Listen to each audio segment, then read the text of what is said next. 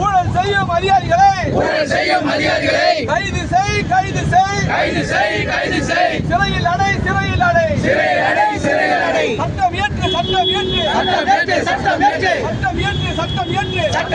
சட்டம் இயற்று நாள் வேலை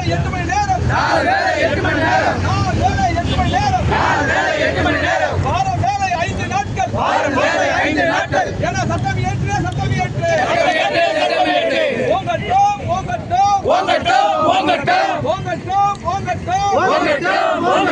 தொழிலாளர் ஒற்றுமை வளரட்டும்